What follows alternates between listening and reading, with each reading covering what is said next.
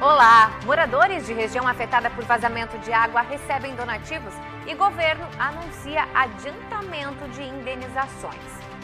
Condições do tempo. Tem ciclone se formando no oceano. Como fica o tempo para o fim de semana em Santa Catarina? O governo de Santa Catarina anuncia também contratação de 10 mil servidores para a rede de ensino. É a partir de agora no SC Acontece ao vivo para Santa Catarina.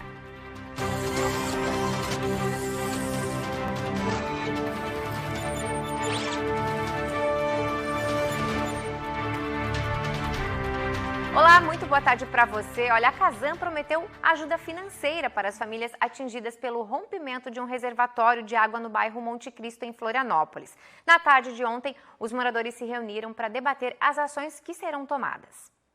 Uma corrente de solidariedade se formou em prol das famílias atingidas. A igreja do bairro recebe os donativos, que não param de chegar. Agora, a maior prioridade é com produtos de higiene. Itens de higiene pessoal, íntimo, e roupas íntimas também, como calcinha, cueca, porque chegou uma quantidade muito grande de alimentos, o que é muito legal. Chegou uma quantidade muito grande de roupas, só que esses são itens de necessidade básica e rápida, né?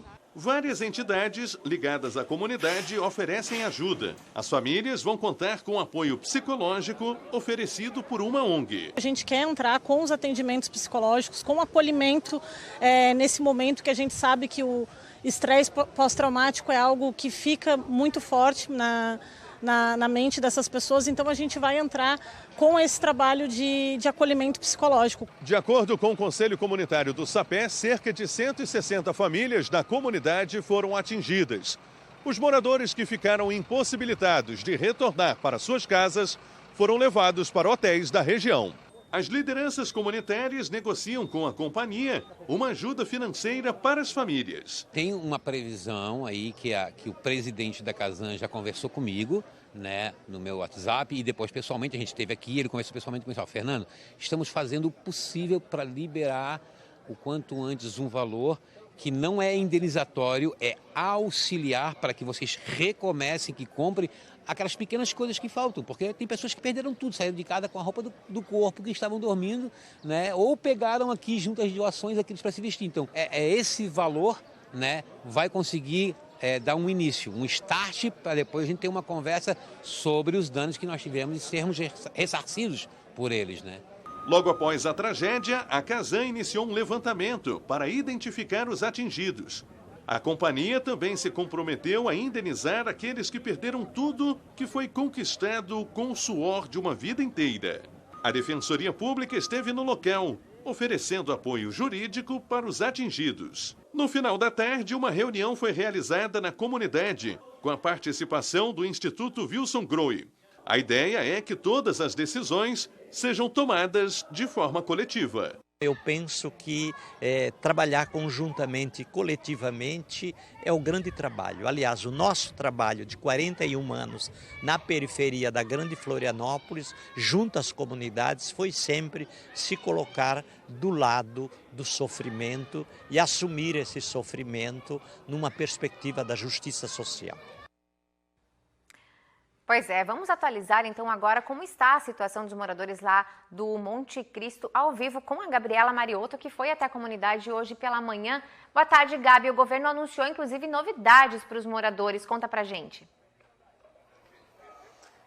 Grazi, muito boa tarde para você, muito boa tarde para todos que estão acompanhando a gente. Ontem à noite, o governador Jorginho Mello anunciou nas redes sociais que vai fornecer agora um adiantamento, né? Que é um valor, como explicado na reportagem, que não é esse valor da indenização que a Casan vai pagar aos moradores. É um valor para realmente ajudar essas pessoas a começarem a reconstruir.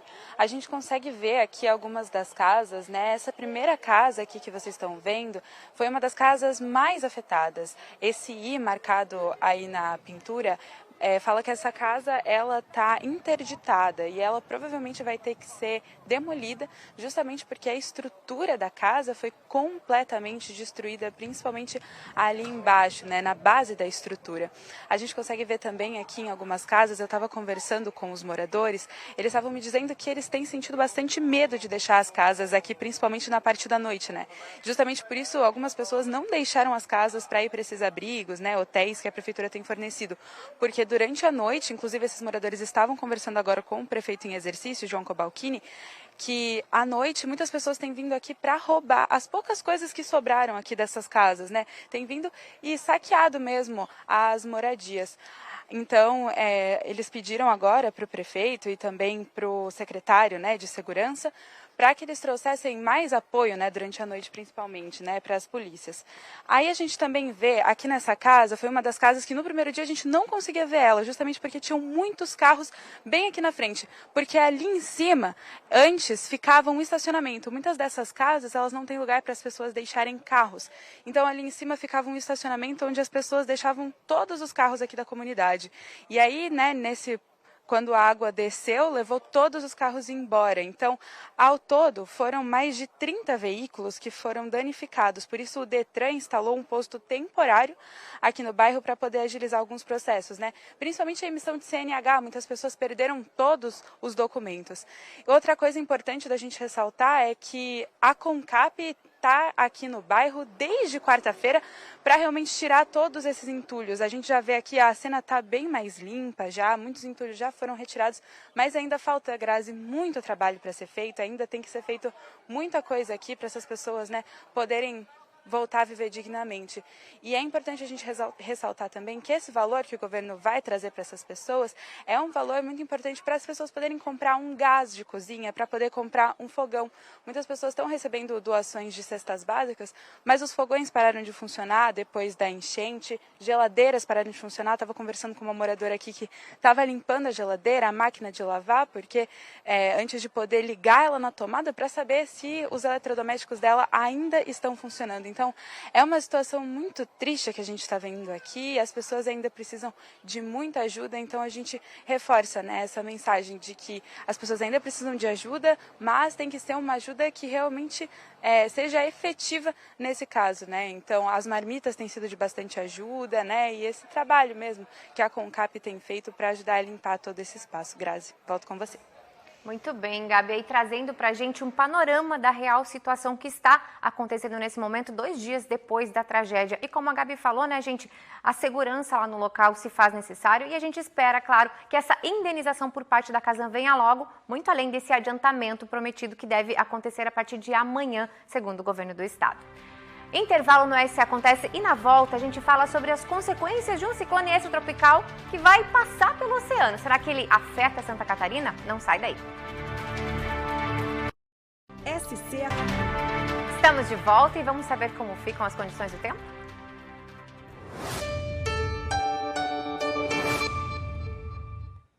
Olha, o fim de semana é de feriadão para muitos, isso é inegável, né? Mas aí fica aquela pergunta, será que chove?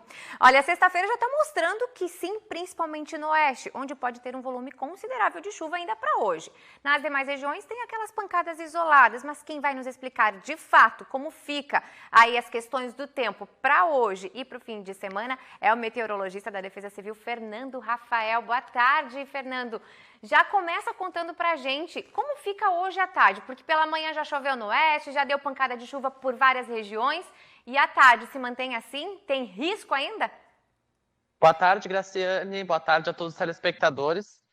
Então, nós temos uma frente fria, tá, atuando sobre o estado de Santa Catarina hoje. Esse sistema ainda influencia as condições do tempo amanhã e a partir amanhã da tarde, principalmente à noite, o tempo volta a melhorar em Santa Catarina. Como tu mencionou, desde ontem nós já tivemos cerca de 50, 70 milímetros de chuva lá no Grande Oeste, em pontos principalmente do extremo oeste, ali próximo à divisa com a Argentina e também com o Paraná. Em Dionísio Cerqueira, esses acumulados foram ainda maiores, chegaram a 90 milímetros desde ontem.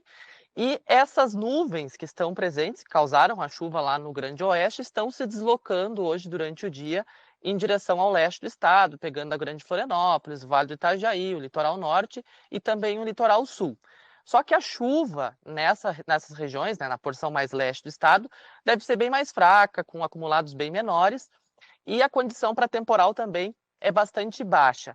Essa instabilidade, então, que persiste entre hoje e amanhã, segue com condição para alguns temporais, principalmente lá no oeste e no Planalto Norte, ou seja, nas áreas de divisa ali com a Argentina e com o Paraná.